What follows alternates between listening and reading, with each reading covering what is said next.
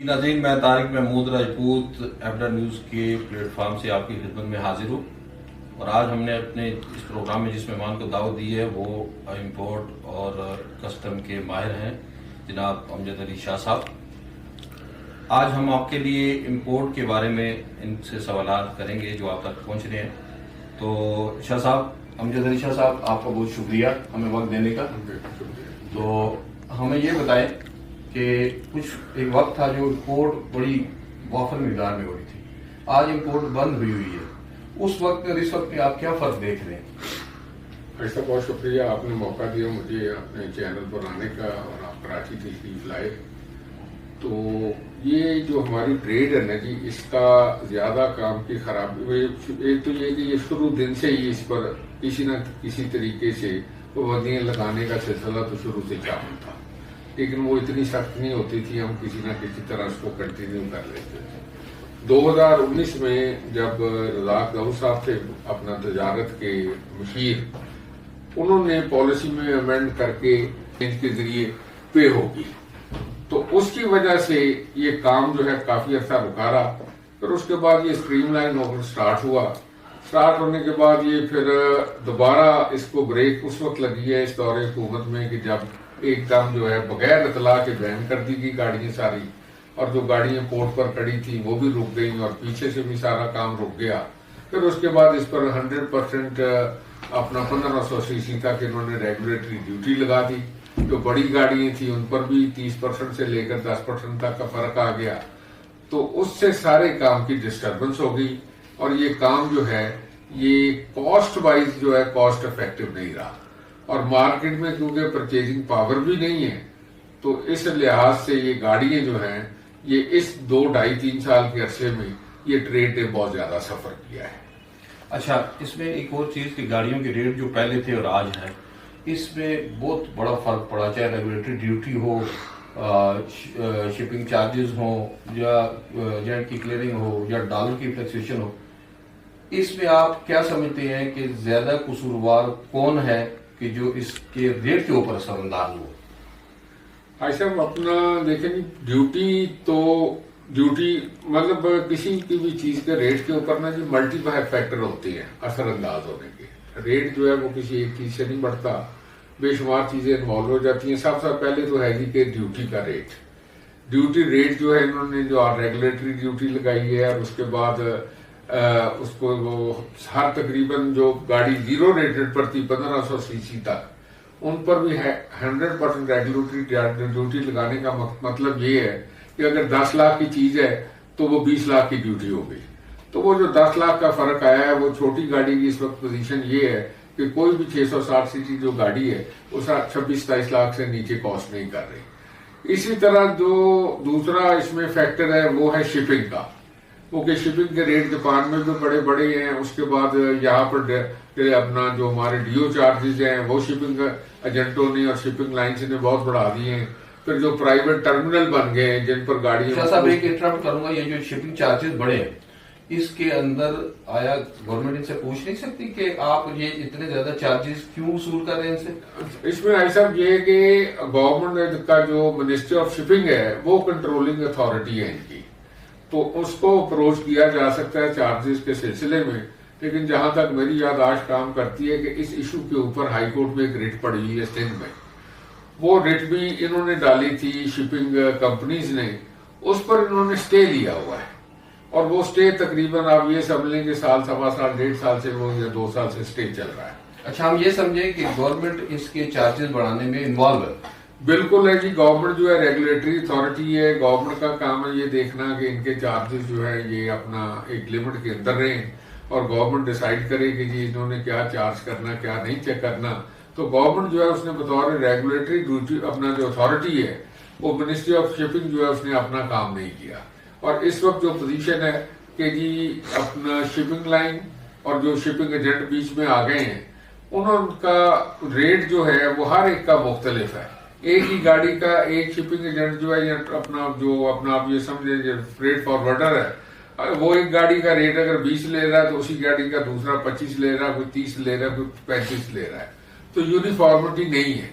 और उस वजह से भी अपना डैमरेज डिटेंशन की वजह से, शिपिंग चार्जेस की वजह से और इस वजह से भी खासा कॉस्ट इफेक्टिव जो है ना आपकी कॉस्ट जो बढ़ी है। ड्यूटी सबसे बड़ा रोल है, उसके बाद अपना ये हमारी शिपिंग चार्जेस का रोल है, डैमरेज डिटेंशन का रोल है। गाड़ियां जो हैं जितना जल्दी क्लियर होनी चाहिए थी वो पीआरसी सिस्टम और वेरिफिकेशन आने की वजह से गाड़ियों की क्लियरेंस में आ रहा है तकरीबन जी 15 से 20 दिन का टाइम। तो फ्री पीरियड होता है गाड़ी के लिए 5 दिन का, तो 5 दिन के बाद आपका मीटर स्टार्ट हो जाता है डैमेज और डिटेंशन का। अगर गाड़ी की जितनी भी डिले क्लियरेंस होगी उतने ही वो उसकी कॉस्ट बढ़ती चली जाएगी। तो डिले क्लियरेंस में मैं ये समझता हूं कि महकमा कस्टम जिम्मेदार है कि उन्होंने आज तक अपने सिस्टम को स्ट्रीमलाइन करके और इसको तेजी के साथ चलाने का कोई तरीका नहीं सोचा। जब आपको भी याद होगा माशाल्लाह गाड़ियों का काम करते हैं कि वन कस्टम में गाड़ी 24 घंटे के बाद अंदर बाहर आ जाती थी और कोई मसले नहीं होते थे। अब जो गाड़ी की गुड्स डिक्लेरेशन है वो कंप्लीट करने में कम से कम सर 15 से 20 दिन लग जाते हैं और किसी शक्ल में महीनों में भी चले जाते हैं कि अगर कोई पीआरसी का मसला आ गया, कोई पासपोर्ट का इशू आ गया तो पता लगता है कि गाड़ी 2-2-2.5 महीने के बाद क्लियर हो रही है। अच्छा, इसमें हमें आखिर में ये बता दें कि ये जो पुरानी स्टेज पे गाड़ियां इंपोर्ट हो रही थी, कस्टमर को एंड यूजर को गाड़ी मुनासिब रेट पे मिल रही थी और इतना बड़ा फर्क आया, इसमें कोई ऐसा तरीका जो आप ऐसे इकदाम जो गवर्नमेंट को करने चाहिए कि उसी स्टेज पे वापस ये ले जाएं, वापस ले जाए तो कम से कम इसको इतना कम कर लें कि आम आदमी की पहुंच में गाड़ी आ जाए। तो गवर्नमेंट को या अरबाब इख्तियार को कौन से ऐसे काम करने चाहिए या कौन से ऐसे इकदाम करने चाहिए कि हम उस स्टेज के ऊपर तो नहीं उसके करीब जा सकें? ऐसा देखें कि अपना रेट ऑफ ड्यूटी के अलावा जो सबसे बड़ा फर्क पड़ा वो हमारी करेंसी की डिवैल्यूएशन का है। इस वक्त डॉलर जो है वो तकरीबन आप समझ लें 230, 32, 35 के करीब जाकर खड़ा है। उसके अलावा रेगुलेटरी ड्यूटी है, गवर्नमेंट को रेगुलेटरी ड्यूटी जो है वो खत्म करनी चाहिए।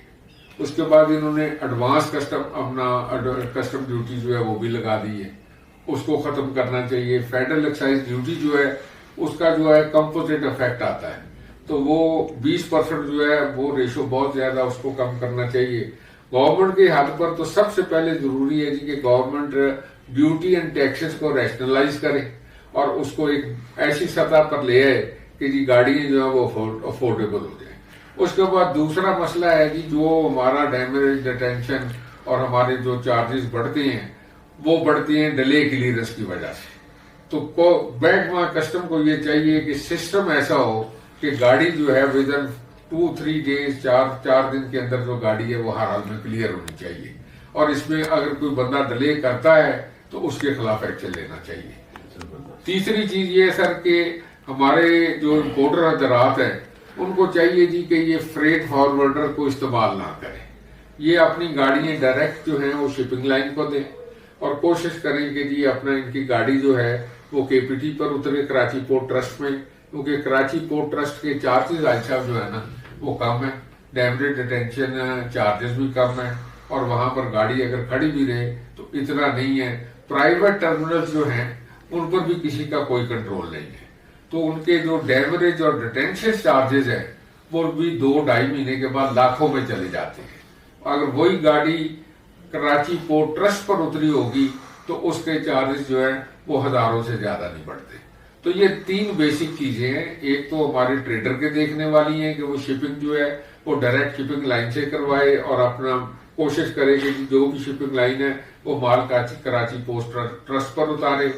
गवर्नमेंट से ये है जी कि वो रेगुलेटरी ड्यूटी और एडवांस अपना कस्टम ड्यूटी और फेडरल एक्साइज ड्यूटी में सारी चेंजेस लेकर आए।